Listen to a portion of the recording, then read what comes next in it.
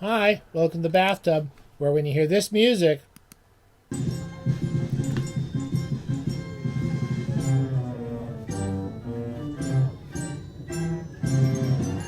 you know it's time for another episode of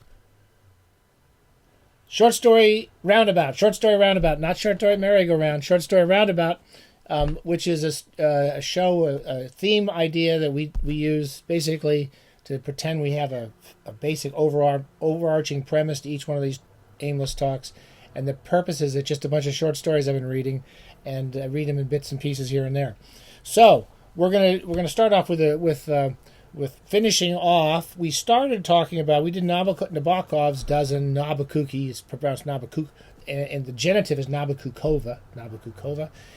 For all you Nabokookies out there, and we did some of these stories in the previous episode. I forget which other short story writers we did, but the basic gimmick here is also I like to read short stories in individual volumes. The collected stories I'll occasionally prefer, but usually I like the individual ones the authors put together themselves during different periods of their career.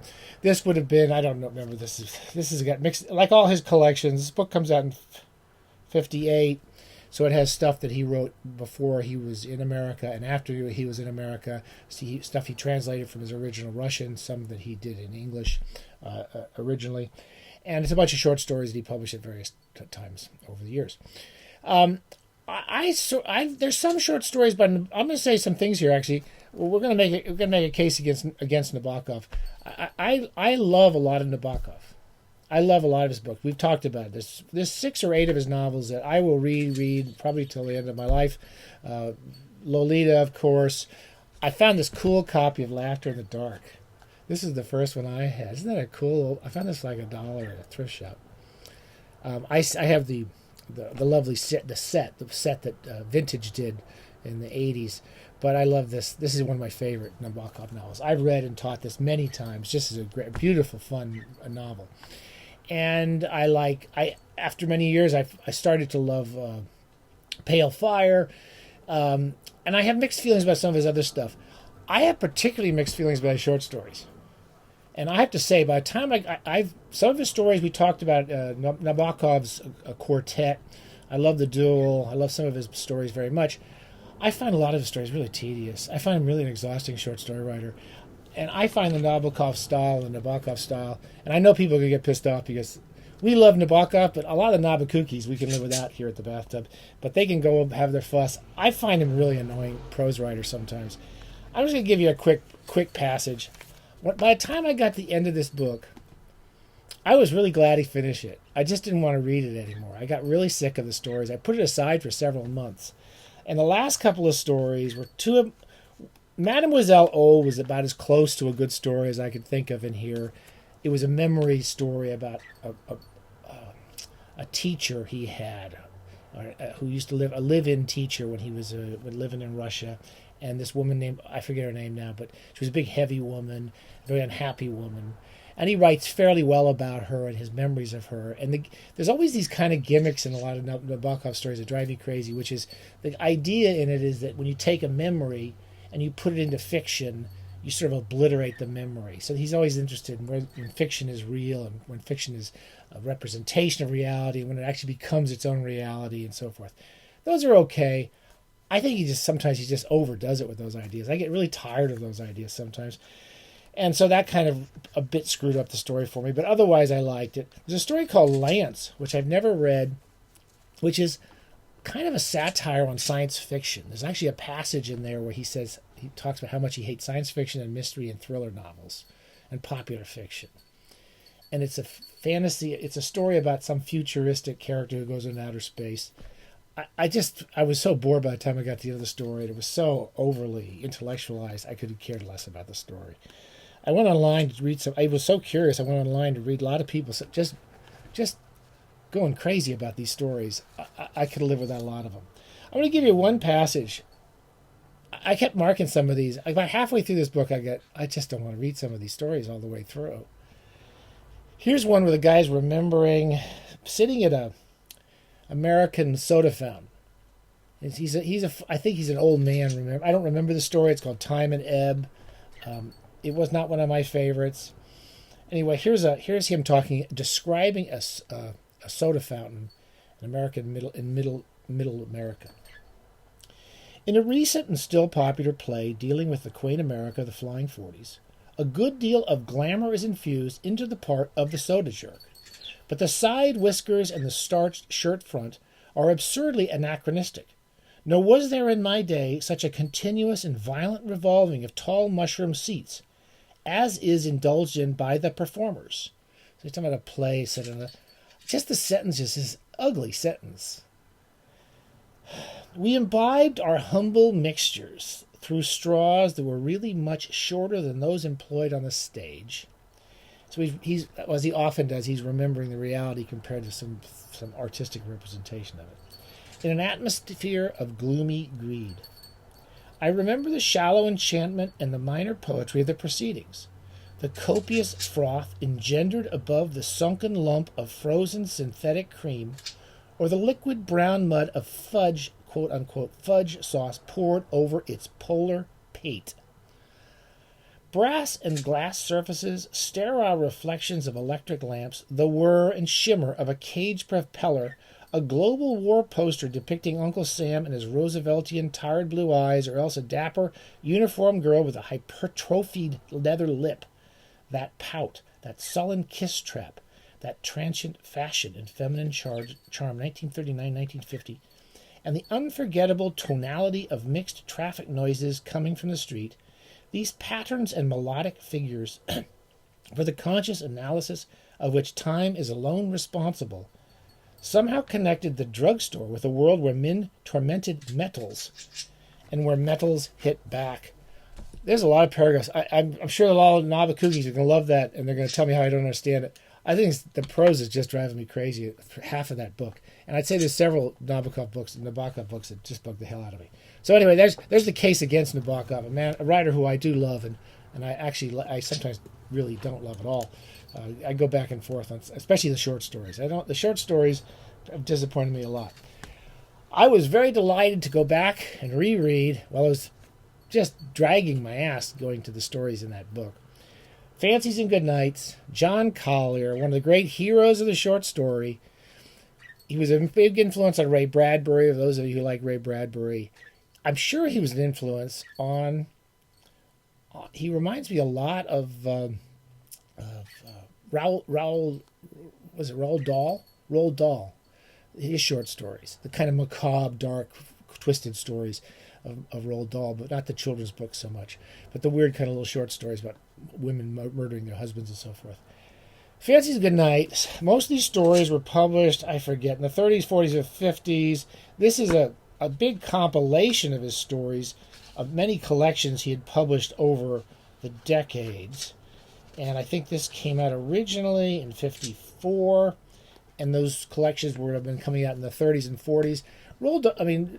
John Collier is one of the great heroes of the short story. If you haven't read him, you should definitely get this book. I have read him over and over the years, and this time I've been reading him backwards. Sometimes I do that with the collections. I read from the last story. I'm reading towards the front. I'm about halfway through rereading these stories, because often when I read these books or reread them, I don't always get all the way to the end. So I've been going back to read the second half. Some great stories. I certainly forgot a lot of these stories. There's so many good ones. It ends, the last story is called The Chaser. It's a perfect last story, which was turned into a Twilight Zone, I'm pretty sure. No pixels, clear mountain water. Cruel light of day. The Chaser is about a guy who goes to a special chemist who sells potions that make women love you. And if you buy this potion, he says, the woman you love will never leave you alone. She'll follow you to the ends of the earth. And this guy goes, oh, great, I really want that. And he says, we have this other one which just kills her. And he knows when the guy leaves, he's going to come back for the other one. There's a lot of stuff about young couples. There's one story about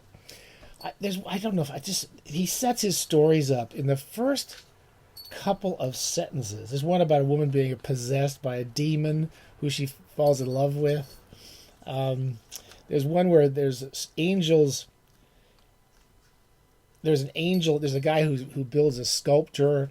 He builds a sculpture of a man because he wants to be like Edgar Bergen and Charlie McCarthy, and he wants to go on the road and make money as a ventriloquist.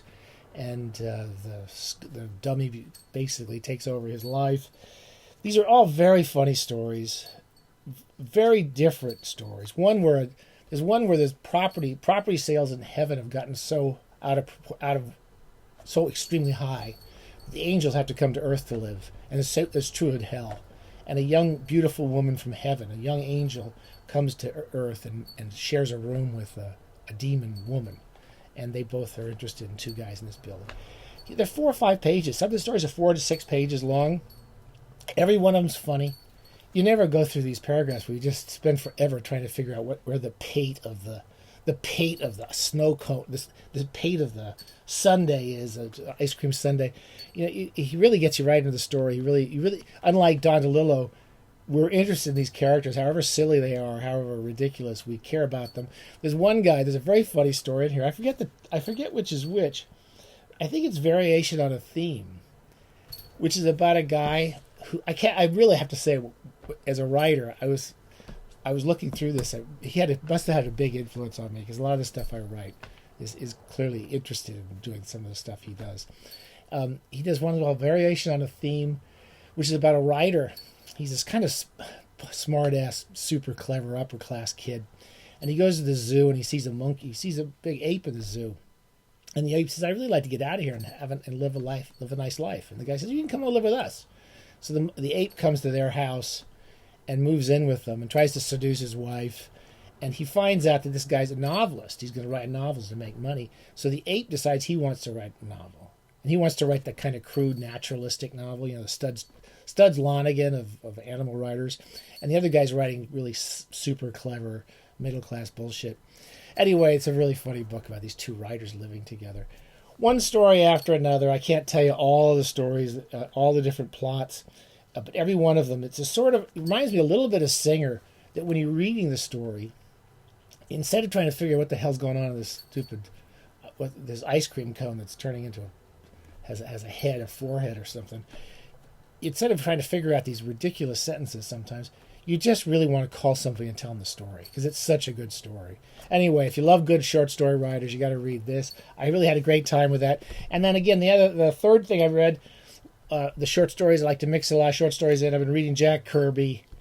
Jack Kirby's Challenges of the Unknown, which is the stuff from the 50s. I don't think I read any of these. This is his 50s stuff. They're like Doc Savage stories. It's these 4 or 5 guys. One's a professor of oceanography and one's a prize fighter. And they go around fighting monsters and everything. And it's quite... it's not the sort of book I normally would like to read, but I've been finding these quite fun to read. These old 50s. These are from the 50s and early 60s. Jack Kirby wrote and plotted a lot of these Challenges of the Unknown. And while I was at it, I went back, and one of my weaknesses is for the crazy Fourth World omnibuses that Jack Kirby did in the early 70s. He took over Jimmy Olsen, Superman's best friend, and he created all these, the New Gods and the Forever People. They make no sense at all.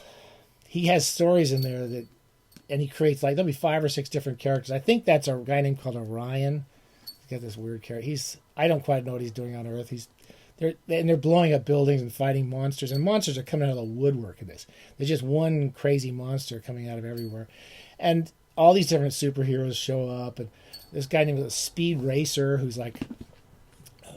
goes around, who's like the agent of death or something, and for some reason he connects with some black paralyzed cop who's in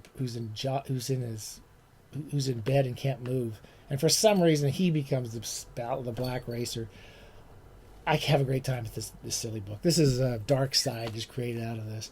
Anyway, these are good short stories their own way.